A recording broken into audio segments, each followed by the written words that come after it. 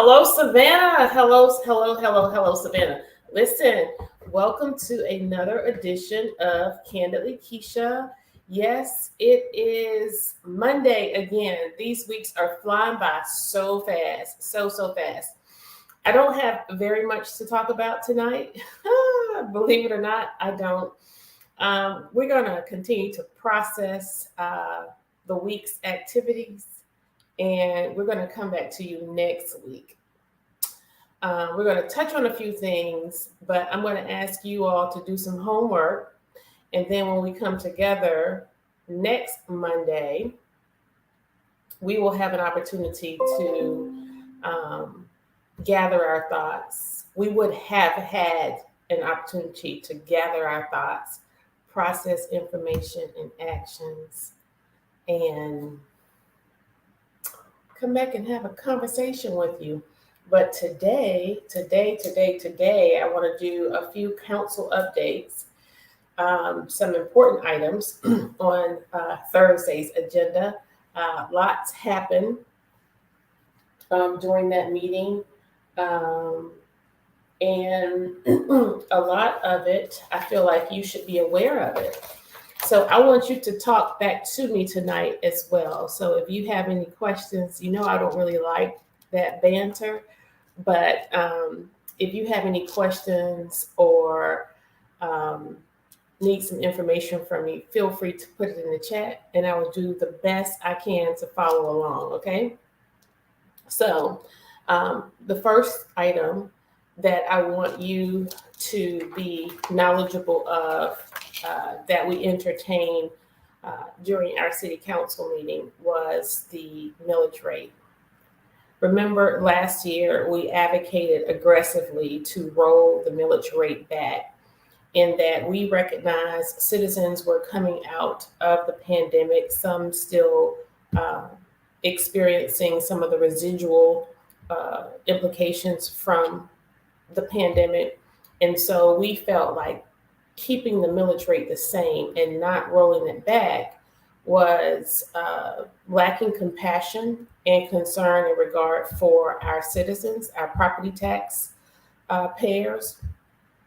In addition, it was disingenuous in that we ourselves as a local government receive federal subsidy.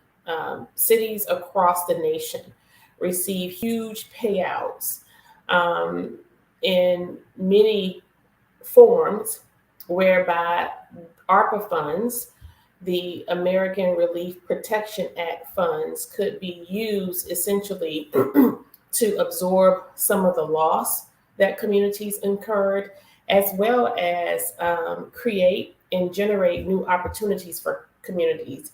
And so in the face of that windfall, I felt as an anti-tax servant, I felt that taxing our citizens and not rolling that millage rate back was not the appropriate thing to do. And so now here we are again. I should say that only 3 people voted to roll the millage rate back, which would have essentially actually resulted in a cost savings to your taxes. So by now, you all have received your tax bill. For those of you who own property in Savannah, you have received your tax bill, and that tax bill increased a great deal. And myself, Alderwoman Miller Blakely, and the Post 2 representative, and Alderwoman Bryant Lanier, the District 1 representative, the 3 of us voted to roll it back, which would have resulted in a property tax reduction for our citizens. Now, fast forward, here we are again, because every year we entertain the millage rate. And we understand that there is some ambiguous language in the state code that causes confusion, but it also allows for maneuvering, manipulation, and gaslighting by politicians. And because I am not inclined to be a part of those processes, I decided that we would be more transparent, authentic, and honest in our representation. And so this year, it has been said that the millage rate will be reduced or moved to the lowest it ever has been since 1987. This is being presented as if it were a good thing. In addition, it's being presented as if it were the only option.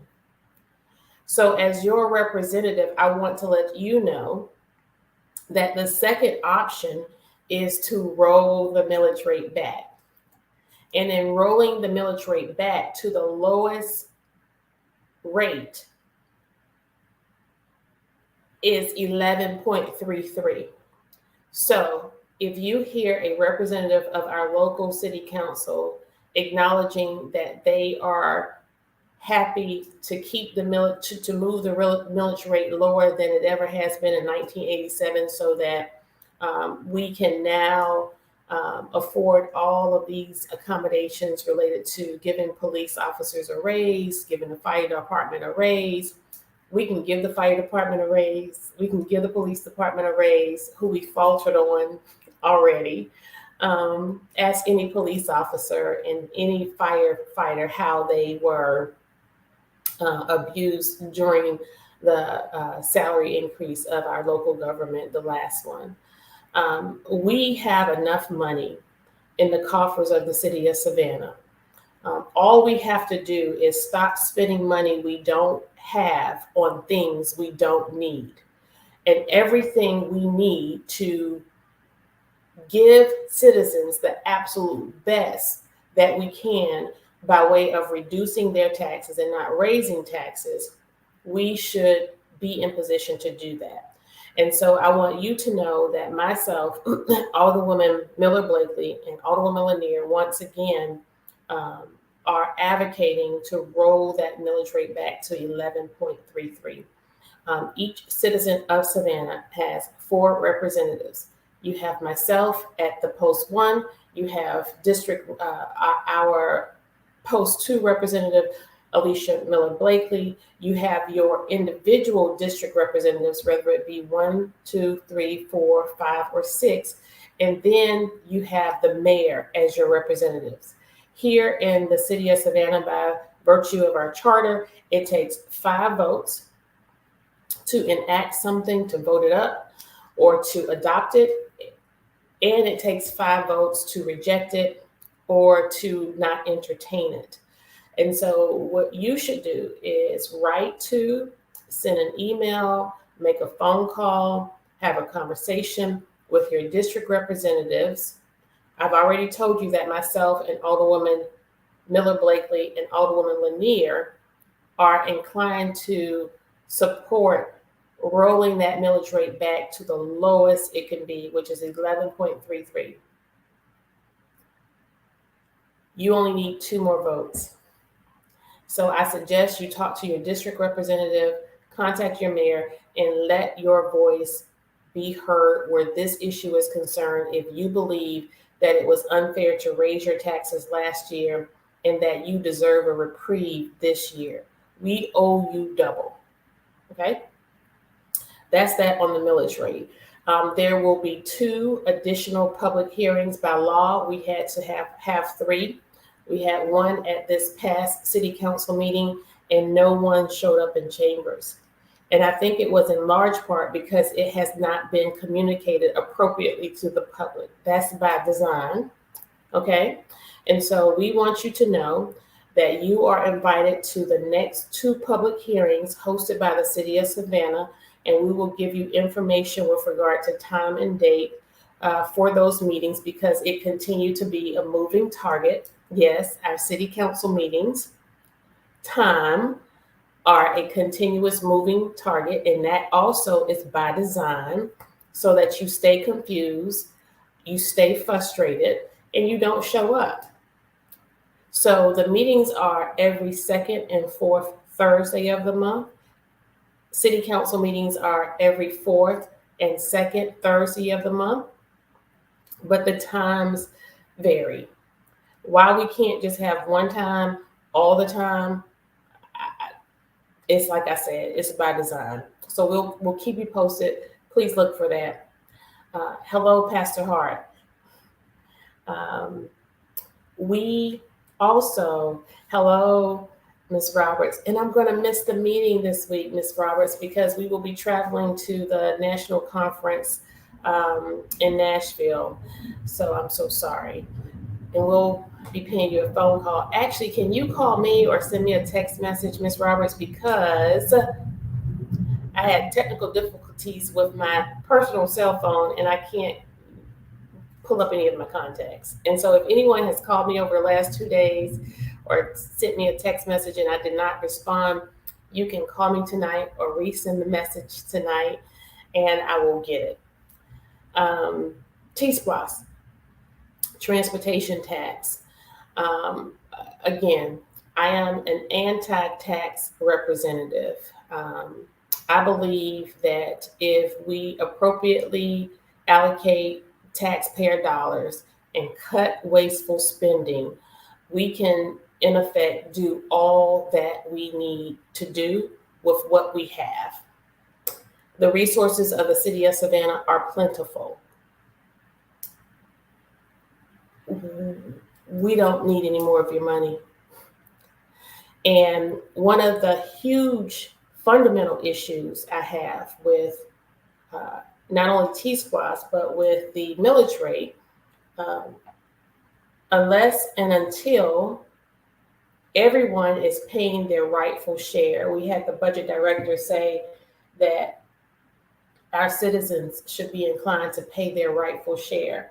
Well, I believe unless and until we are holding all of the players accountable to the same standard of paying their rightful share, our citizens should not be considered until the giants have ponied up. And so we have the Savannah College of Art and Design, who owns over 170 properties in the city, and they do not pay one dime in property taxes. And we, as leaders of this city, have not entertained conversations or created a table whereby we could introduce to them, because apparently they are not aware of the pressing issues facing our community, and ask them how do they think they can contribute to our bottom line. Our Georgia Ports Authority, who provide a lot of damage to our infrastructure, as well as our environment, particularly in the West Side corridors.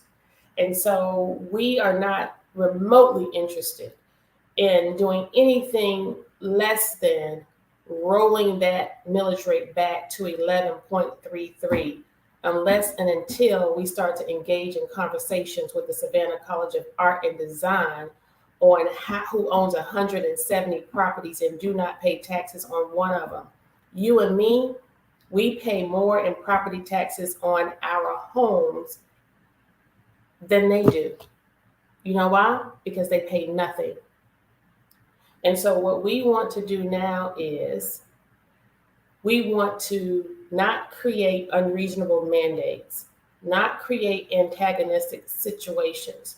We want them to recognize the obvious, and that is that they garner a tremendous amount of resource from doing business in Savannah.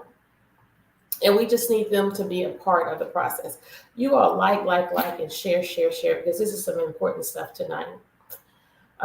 So that's my first fundamental issue. And so unless and until we start to engage in conversations with some of the nonprofit entities, or the entities that hide behind nonprofit status and do not pay taxes, like engage in conversation that's consistent with what's called a pilot, and that is a payment in lieu of taxes. And it's something that you actually have a conversation about, you negotiate, We don't want to just sit up in the Chatham Club and have conversation about nothing that's going to help the community. I don't need a ride in your private jet. I don't need an invitation to your fancy dinner party. I don't need you to set me up a car account for Mercedes or a leased BMW. What I need to do is engage in conversation with you. Let's not leave out the maxed out $2,500 or $2,800 campaign contribution.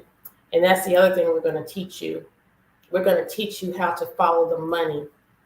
We're going to teach you what it means that when a sitting council person's donor dollars matches their voting record. Yeah, that's how this game is played. But because I don't play the game, we have some exceptional issues that we often deal with on council. And so what we want individuals to do is to simply come to the community table and let's have a conversation about how much we appreciate you and how much you appreciate Savannah, but how can we make this a win-win for everyone? Again, as I always say, it's high time that the winners settle down on taking everything, okay? We also want to talk about the T-SPLOS and why we are not in support of it. Myself and Alderwoman Miller Blakely voted not to proceed with offering as voting for an item to be considered during a referendum. That means ultimately the taxpayers will vote on it. So this transportation tax supposedly will help with developing infrastructure and speaking to some of our other transportation in our needs, sidewalks tied to town, the Duran Avenue project. Oh my God, the Duran Avenue project. How long are we going to talk about this before something actually happens? But we don't know what's going to happen with the Duran Avenue project because we now have a Parker's, a Chick-fil-A, and a Starbucks going up on the corner of Duran Avenue and White Bluff. How all of that's going to work out, I have no idea.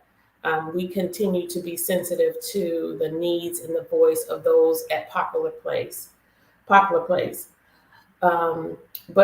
the problem that I find with T-SPLOS, one is that we did not give an opportunity to educate the community, to have them weigh in on if this is something they want. But more importantly, we did not give citizens of Savannah an opportunity to allow their voices to be heard with regard to what their priority is. What is it that they want to see first? Do we want the Skidaway Road corridor that so desperately needs attention in the 3rd district? What are our needs in the 1st district? What about everything going on in that area of where the arena is? In our 2nd district, what are our needs there? We look at Victory Drive and how that has been an underserved area for so long. We do recognize that it's a state corridor, but there's so many areas of that street that we can certainly lend some of our resources to. And then we look at the 4th district, and we have on Waters Avenue between Stevenson Avenue and Duran Avenue, there are no sidewalks and pedestrian traffic is picking up there. And then in the 5th district, oh my God, the 5th district, the needs are great all around when it comes to infrastructure. And in the 6th district, the same there. We are so disappointed that we have, of all things, a storage unit going into the Kroger off of Abercorn. And can you imagine the introduction for people entering the city of Savannah from the 95 corridors? You get welcomed by storage units. Missed opportunity for the 6th district, poor representation. And so we were disappointed that the priority list included the only the tie to town and the Duran Avenue corridors. And of course, these were projects representative of the people who were on the committee, and that was the 5th District Representative, Estella Shabazz, and the 4th District Representative, Nick Palumbo. We, as at-large persons, myself and Alderwoman Blakely, were not invited or asked to be a part of that committee. You would think that we would, since we represent the whole city, we would have had all of you in mind. But we were told, as we were giving consideration to the vote, that after it passes, then we could give consideration to prioritizing lists from the various districts. Now, you all know how it plays out when you're given the opportunity to prioritize something after the fact, right? That will be a no for me. So that's where we are on T-SPLOS. Keep your eyes on that piece. We will continue to drill down in a manner in which we can deliver more information to you. Next, a pretty contentious and controversial item was the International Plumbing Code. This is a change in the ordinance which would allow for configuration of restrooms by developers to outfit their construction projects with an entryway of a corridor of restrooms where there is no designation as to women or men. So men, women, boys, girls could go through this open breezeway and select whatever restroom they want. The modification was presented to us at this meeting, but previous to this meeting, that configuration included toilets in stalls that would be covered from floor to ceiling, but there would be community sinks. So anybody, man, woman, boy, girl, could go into the prospective restrooms, but come out and you could be standing right next to someone, a man, a woman, a girl, a boy, as you're washing your hands. And so I should tell you that this was presented to us in a way in which we didn't fully grasp the full concept of what was actually going to be proposed. And so we provided for some pushback and asked for our vote to be retracted. And so in short order, the city manager comes back with a modification. The modification includes now taking those sinks out of the common area and putting a sink in each stall. So you have now a common breezeway, entry point, if you will, where men, women, boys, girls could come in the same area, select their restroom designation, and depart. Now, I find this problematic for several reasons. Chief is the fact that I know, as an advocate of rape and child molestation, those are crimes of opportunity. And so now, while most child molestation and most rape occur at there are higher percentages of those crimes among people who know each other, we do know that the percentages are not that very much lower among strangers, right? And so if we further look at our bearing capacity as a city, when we look at decision making, it's not just cut and dry, like I don't like this because of that. We have to consider a lot as leaders when we are making any decision that affects the lives of our citizens. And so where I am concerned, I'm looking at this particular item as what is Savannah's bearing capacity? Do we have the capacity to handle?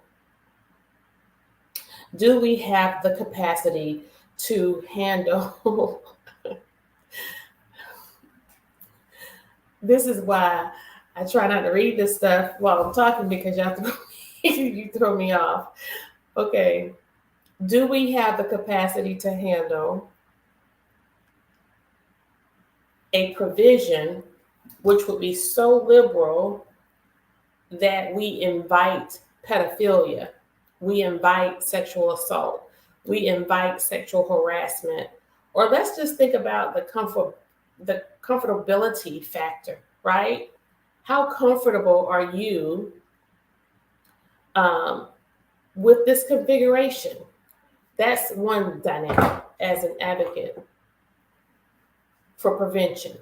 Because as an advocate, where sexual assault is concerned, I don't seek first to be there for a victim.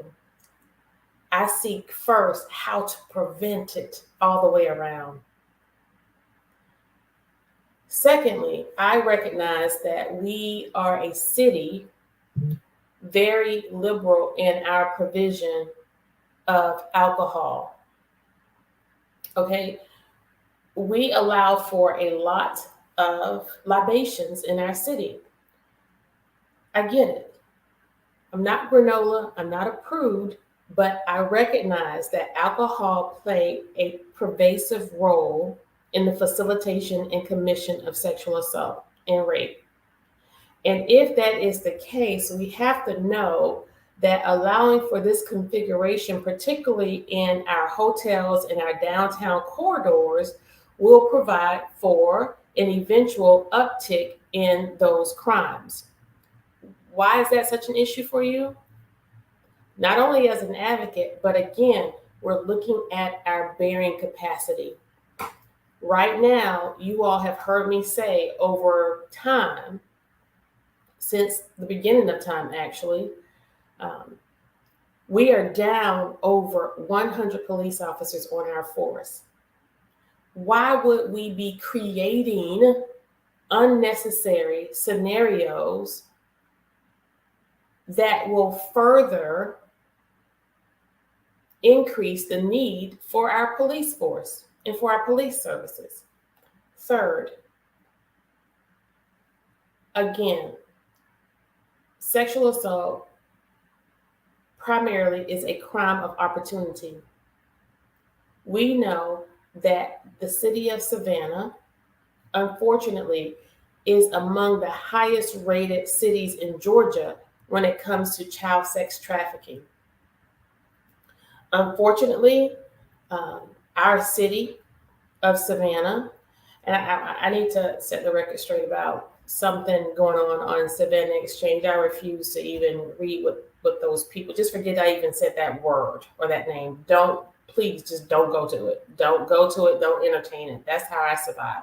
I just don't entertain it. But someone, a reporter called and asked me, and I'll be doing her show next week about, yes, that would be the case because we're running out of space. Don't go to the upper room, Tamika. Don't go to the upper room.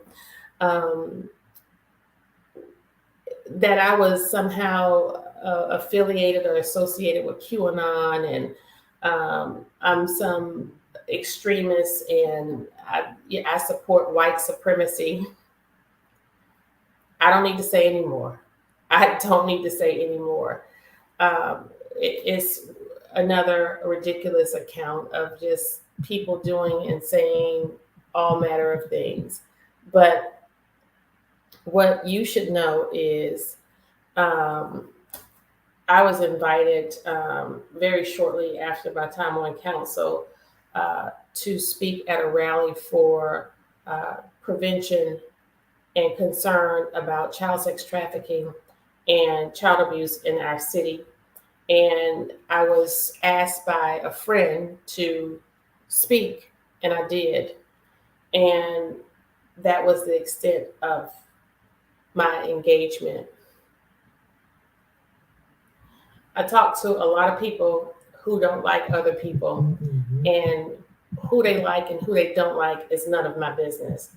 And so I would be inclined to go wherever anybody invites me to go, as long as I have information related to the topic. I'll speak on it.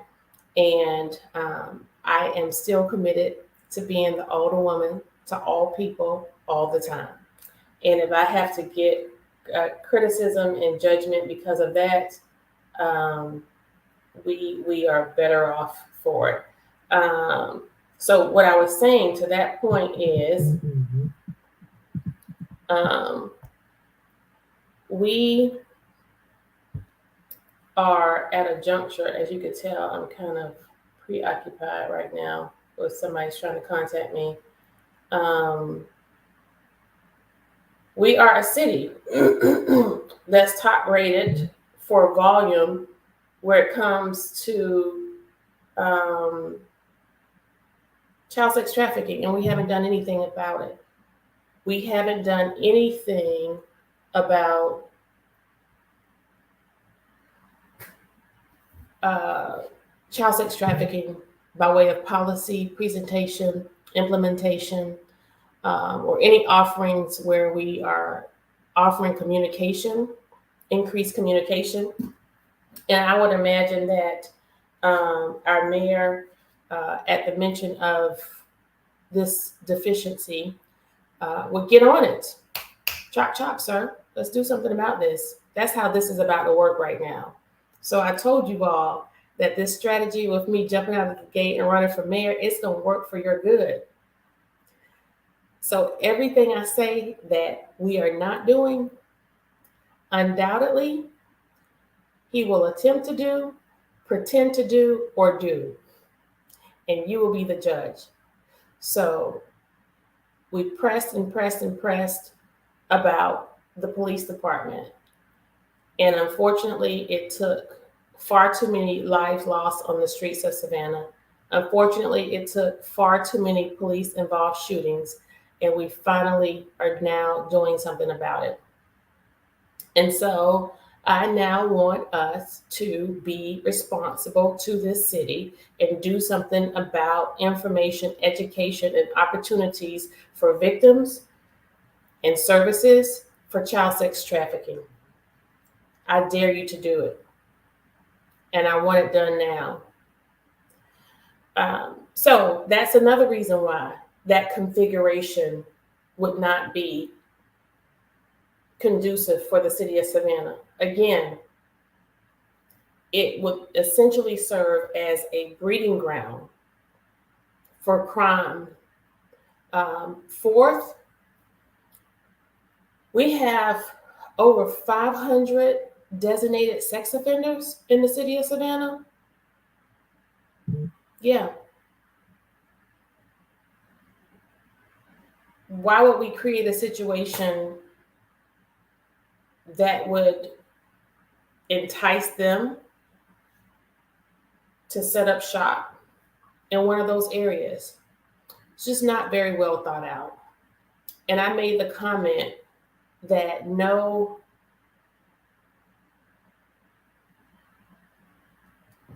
right, exactly. Thank you, Mr. Adams. I made the comment that no parent would want that set up for their child. They would be very, very concerned. And Curtis Purdy said to me that that was homophobic. And I said to him that I have dozens of gay friends who have children. I don't know how that's homophobic, but go figure. So T-SPLOST, millage rate, International Plumbing Code, and then finally the liquor license petition by a couple who came before council for a license in an area that one is zoned for, and two, they have the credentials for, and they met all of the requirements to appear on our agenda. The only difference between them and others who were approved and they were not approved is that they were an African-American couple. In my time on council, I can count on 3 fingers, and I think there's 2. In the 2.5 years that I've been on council, we've only approved about 2 licenses for African-American business owners, entrepreneurs in our city. I find that extremely problematic in that we have over 600 restaurants, establishments that serve alcohol, beer or liquor that are owned, 600 of them, and fewer than 15 are owned by African Americans. And so I am not inclined to continue that streak. Because remember, we have this whole racial equity task force, and it's equity this and equity that. And I'm like, people, what are we doing here? We cannot keep promoting a culture of inequity in the city of Savannah and telling the city and the citizens something different. No, you can't talk out of two sides of your mouth. And to hear the appeal of this couple that was so exceptional, it was so exceptional. It grieved my spirit because I sit at that desk. I've been at every single hearing since I've been in office. And it doesn't happen to anyone else this way. Now, we have raised issues with some license, and I think that we have far too many in the second district. We have far too many alcohol and liquor license in our second district corridors. The entertainment district is spilling over into the residential district, which is also why I am not a proponent of extending the open cup to the Victory Drive corridors. In fact, if we don't get a handle on this crime, I'm not a proponent of alcohol in anybody's cup on the street. Now, that being said, for full disclosure, I enjoy a glass of wine or a cocktail as much as the next person. But I also know that our liberality in our extension of these services preclude our bearing capacity. Therefore, we have to exercise responsibility where our citizens are concerned because they have limited responsibility for themselves when that service exceed their ability to maintain lucidity, if you will. And so this couple was seeking to set up shop in the third district in the very same area where in April,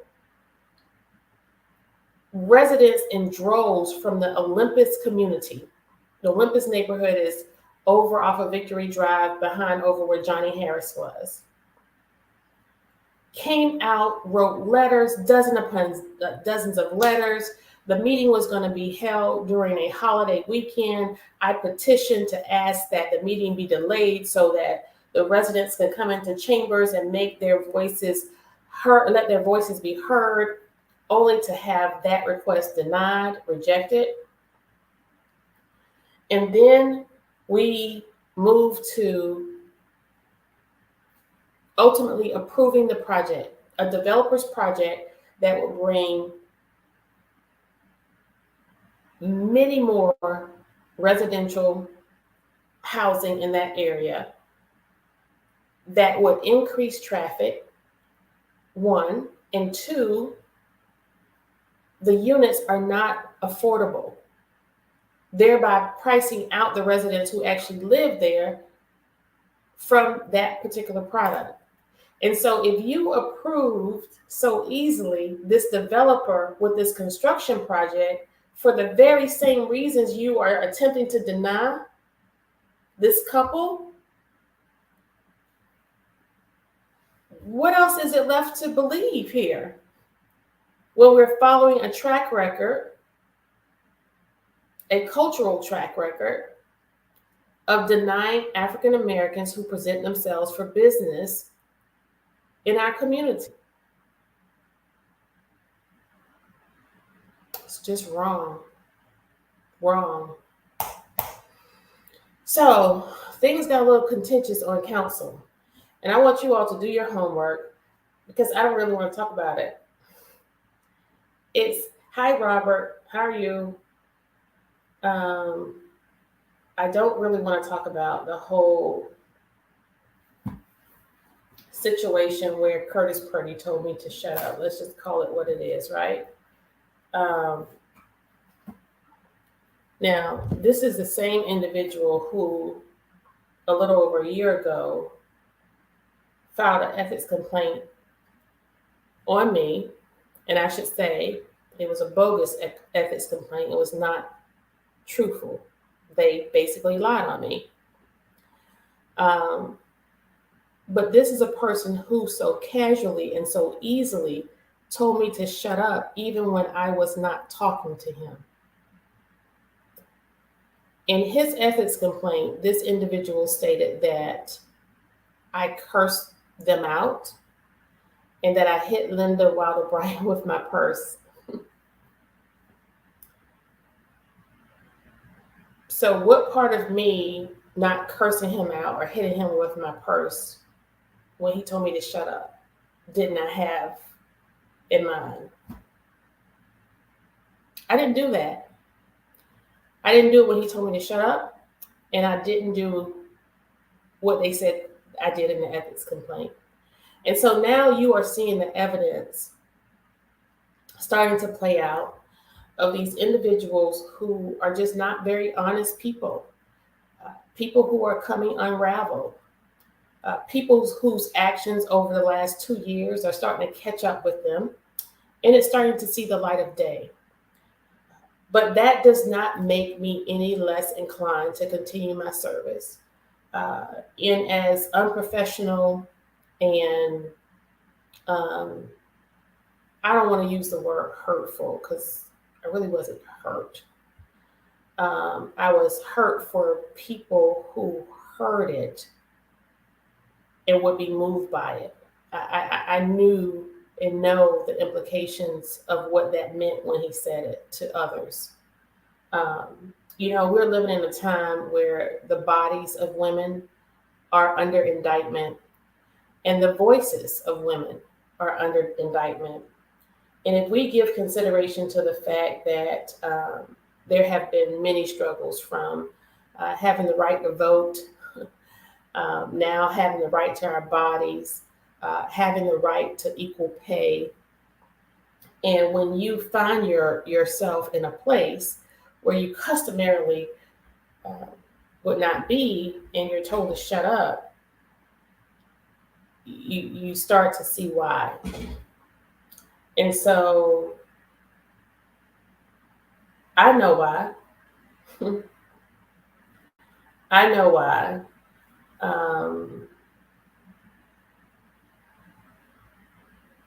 Because I tell you about things like the weeping time. I tell you about things like the millage rate and T-SPLOS and the ordinance that will change the configuration of bathrooms. It's men like Curtis Purdy who are led by Van Johnson, and you have to know that that's who's behind a lot of this. He has emboldened these men on council, as well as Linda Wilder Bryan, to exhibit behaviors that they often get away with that you don't see. You just happen to see that. And I think that's why I wasn't as moved by it, because I'm so accustomed to it. I've grown somewhat numb to it. So I am embarrassed that I'm numb to it and that I'm accustomed to it, because it reminds me of what domestic violence victims go through. They don't know the violence anymore because they're just so used to it. They become accustomed to handling it. And so I want you to know that the same man who told me to shut up, and the same man who is a leader of this city who didn't do anything about it in real time, but it's also the same man who, when I told Nick Palumbo his behavior, his actions were racist, that's all I said, I got voted out of council chair position, and he actually also physically moved my chair, which was not necessary. And so when you look at those behaviors, and I don't want people to get so caught up into what happened that we missed the mark. What was most pertinent to me, what stood out the most for me, was the fact that I know that Curtis Purdy is a sworn police officer who carries a gun and a badge. That is the individual who told me to shut up. This is an individual who serves as a captain on the police department at Georgia Southern University right here in Savannah, Georgia, and also doubles part-time at Savannah State University. So if this individual possessed the propensity to tell me, another elected leader, servant of the city, a person in authority, to shut up, what more would he be willing to do to a person who is marginalized, vulnerable, on the edge of society, or who can't articulate for themselves? That's where my concern was. You see, it's not so much about what he did to Kesha Gibson Carter, because I'm going to be okay. The thing that I find problematic is that the individuals that I work with simply don't get it. I garnered 11,559 votes for Alderwoman at Large for the city of Savannah.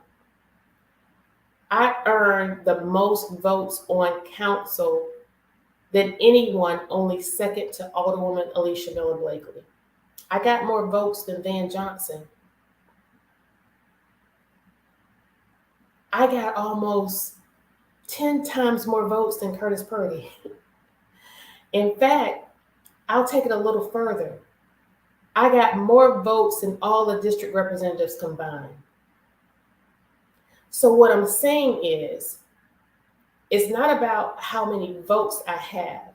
It's not about who has the most and who has the least. It's about individuals respecting the fact that you have a job to do on behalf of the entire city. So when I'm speaking, when I'm challenging an issue, when I am laying foundation, when I am questioning actions, when I want to know more about a decision, I'm not doing it for entertainment purposes. I'm doing it because I take this job very seriously. Just tonight, I'm logging on from coming from a neighborhood association meeting where I am constantly, all this gallivanting around. You all seeing these pictures of me here, there, everywhere. That's work. Let me let you in on a secret. The secret is I am a true introvert. I'm just really good at being an extrovert because it's a part of my job. My favorite place to be is in my house with my family, but sometimes by myself. That's the most favorite. I do what I do because I love people. And I love the people who I represent, who sent me to City Hall. I didn't go to City Hall to get what I want. I went to City Hall to give the people what they say they need. And if you look at my track record and look at the work that I've done on council, that's exactly what I've done. I don't have anything more than what I came with to City Hall. Not from doing this job. In fact, despite the stipend, I lose money doing this job because we are handicapped. We are not given the full resources and support from the city of Savannah to do this work. We don't have assistance. We do not receive resources or reimbursement for any of the exceptional things that we do. So that's why when y'all ask me for donations or to buy a ticket or to contribute to a cause, it may not be at the level that you think it should be, or it may not come at all. Because I may look like I have it. I tell people I just look like this. Okay, so bear with me. The time will come. The time will come. I'm trusting and believing God. So these are the men who have provided for right where we are tonight. And so, what I want you to do is, I want you to do your homework, and we're going to have more conversations about this next week because I really don't want to give much more energy to it. Just know that my chief concern is less about me and him telling me to shut up, but it's more about the students at Georgia Southern University. In this climate that we're living in 2022, you have a police officer who's also an elected official tell another sitting official in a live formal council meeting to shut up, even when she was not talking to him. I was speaking to the city manager, and the voiceover you hear, because of the lack of journalistic integrity by the media, who are all in chambers and who captured it all, but they're only going to show you what they want to show you.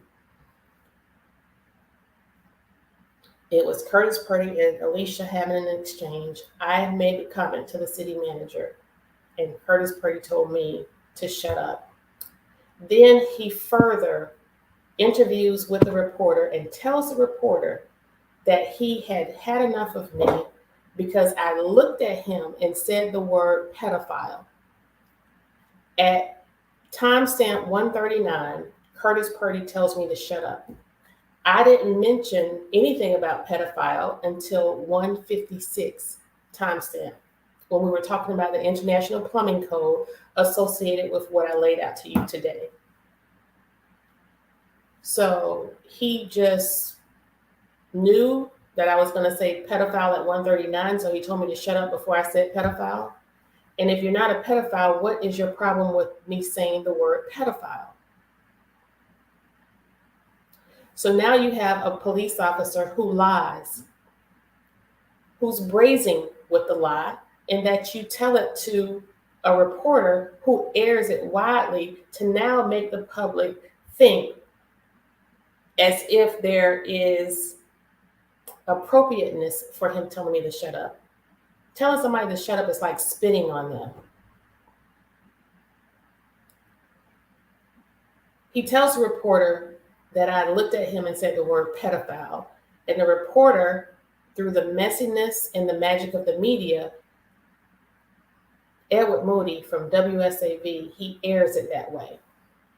But right now today, if you were to Google Curtis Purdy or shut up Savannah, nothing would come up. If you go to any media affiliate, SAV, TLC, JCL, or Savannah Morning News, you would have to search for it as if it's a needle in a haystack.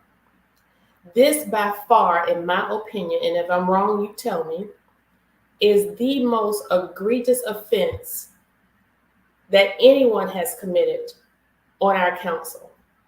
Now, everything these people have accused me of, you've never seen and you've never heard. Edward Moody made you all think that I threatened Van with my husband from my cell phone as he was speaking to him. They've painted me out to be this deranged, angry, unhinged Black woman. And it has been reported wide and broad. If you put in Keisha Gibson Carter in the search engine, all of that foolishness is going to come up. It does nothing to measure up to Curtis Purdy telling me to shut up, but it doesn't come up under his name. It's time for you all to pay attention. All of this is deliberate and by design. You have to ask the question, why do they really want me to shut up? You know, I think about people like Martin and Malcolm who didn't shut up. And then I think about Deanie Frazier. And I think about how the system killed them and how they jailed her. And now that these individuals have not been able to get me to shut up, and I have a man who totes a gun and carries a badge, tells me to shut up, and I'm telling you, I'm not going to shut up. I'm not going to stop. What must they want to do to me? I've already had one police officer say she wants to run me over with her car, and nothing was done about that. And so I tell you these things because I know that people who are unable to speak for themselves and who do not have a voice, they are incapable of taking the stand that I do and oftentimes succumb to our system. So if you have a person like Curtis Purdy who would lie to a reporter to make them believe a scenario that simply did not happen, and that's not the first time he has lied. He actually apologized to me. He came to me at the John Ossoff rally, pulled me aside, and apologized to me for filing the ethics complaint and said that he was led to do that. And he just did not think it through before he did it. But it was too late. It was already done. We had already gone through the hearing. But he wanted to call truce. He said everything just short of acknowledging that Van Johnson encouraged him to do that, just like Van Johnson encouraged him not to vote for Alicia Miller Blakely for vice chair of our council, another ceremonial position that means nothing, by the way. And so what is it that you think will preclude Curtis Purdy from changing a police report, planting evidence, or lying on a person who he's investigating or stopping? That's what my concern is. So it's less for Kesha. Less for Kesha. Let's not focus on me. That's what you all should focus on, and that's what Georgia Southern should be concerned about. And if they did their homework, they should recognize that this individual is coming to their department not with a very good track record. There are other reports, formal reports made against him for racial bias against an African-American female and for engaging in behavior that is not representative of an officer in his police vehicle. Call David Lyons and ask him. But it's men like them that cause us to have to fight for a women's right to vote. It's men like them that we had to fight for equal pay that we still don't have. It's men like them who have us now worried and rallying about Roe v. Wade. And we even had some advocates for Roe v. Wade in the chambers. It's interesting. I wonder how they felt when he told me to shut up. It's men like them that preclude women from taking public office. It's men like them who would support the reconfiguration of restrooms. It's men like them who would bond Rockingham Farms in the face of greater needs in Savannah. It's men like them who would not vote to roll that millage rate back to the lowest rate. It's men like them who would encourage citizens to support T-SPLOS. It's men like them that would allow for a storage unit for the entryway into Savannah in the 6th district. It's men like them who would allow a rogue police chief to wreak havoc on our police department, leaving it in peril. It's men like them that did nothing as we had the major bleed of officers and a mass exodus. It's men like them who have promoted and contributed to the fact that we have more officer-involved shootings. It's men like them who would let that arena project suck the blood out of our city and her resources. It's men like them that would leave the Bowles C. Ford Park looking like a third world country. It's men like them that would allow for property crime to continue in the 2nd district and turn a blind eye to it. It's men like them who would deny Black businesses a liquor license in the 3rd district, along with the district representative. It's men like them that would be disingenuous to citizens of Savannah who are vulnerable, Yamakra, weeping time. It's men like them that would vote against the greatest atrocity that occurred in our whole United States of America and vote to desecrate the land. It's men like them whose voting record will match their donor dollars. It's men like them who on their watch, we've had 4 city managers in 2 years. It's men like them who would allocate $1.2 million of CARES Act funds and only have 2 African-American businesses have received the money. It's men like them that will cancel MLK Day and host St. Patrick's Day. It's men like them that will contribute more money for porta potties than you would a Juneteenth festival. It's men like them who, knowing full well we do not intend to do anything about the animal ordinance, but will lead people along. It's men like them who will forget the fact that you have strong women on council whose talent and knowledge are useful to the city, and you change the charter, closing us out of an opportunity to present legislation for presentation, for consideration, and ultimate adoption. It's men like them who want me to shut up. And that's why we are here where we are today.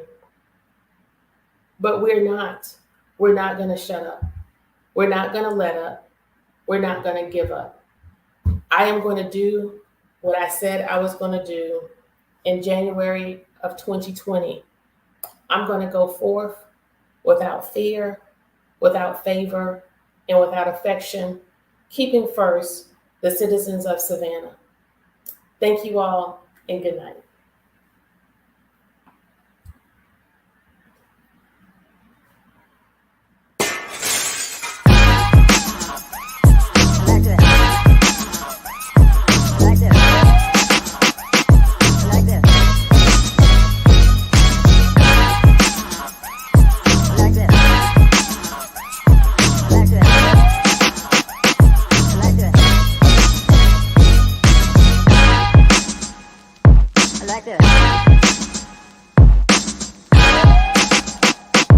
Like this.